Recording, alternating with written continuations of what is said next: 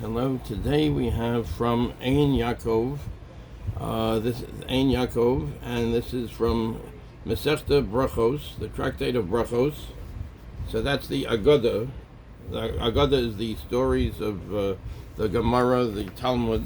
We have a reading on how it's important to pray, to daven, if somebody else is, God forbid, not doing well. We have to daven for the other person, to pray for the other person. Let's take a look at it. Right? Let's take a look. This is a very important thing. One moment. Here we go.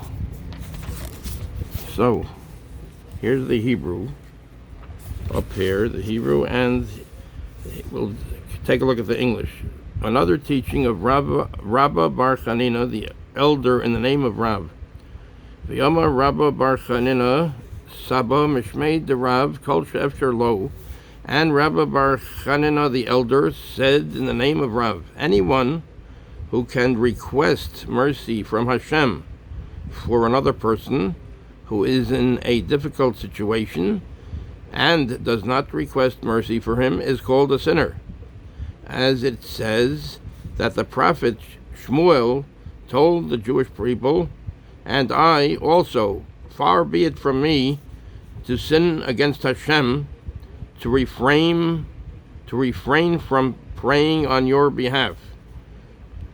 1 Shmuel 12:23. In other words, that he would not sin against Hashem by not to refrain from praying on other people's behalf, that he would certainly pray on people's behalf. Here's the Hebrew on the top here. They can be learned. And we'll look at the English here.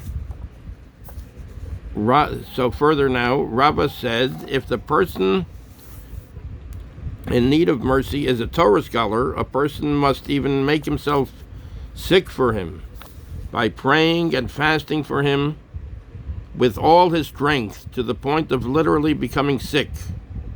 In other words, if the person is a Torah scholar that needs help, one has to really take it upon himself to literally, God forbid, to take it so seriously.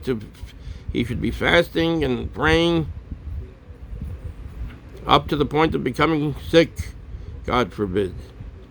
The Gemara discusses from where this law can be learned. What is the reason for this? That is, from where do we know that a person should make himself sick for a suffering Torah scholar? If you say it is because it is written that King Shaul said to his attendants when he was suffering, and none among you is sick for me, or reveals to me that my son, Yonasan, has incited my servant David to rise up and ambush me. 1 Shmuel 22:8. I can argue. So if you're going to say it from there, that's how we know this fact. I can argue that perhaps a king is different. After all, Shaul was a king, so this might be a different story. So maybe because he's a king also, they should have been praying for him and davening for him. Thus we cannot prove from Shaul's comment that a person must make himself sick. We cannot prove from Shaul's comment that a person must make himself sick for the sake of a Torah scholar. Rather, proof can be brought from the following statement that King David made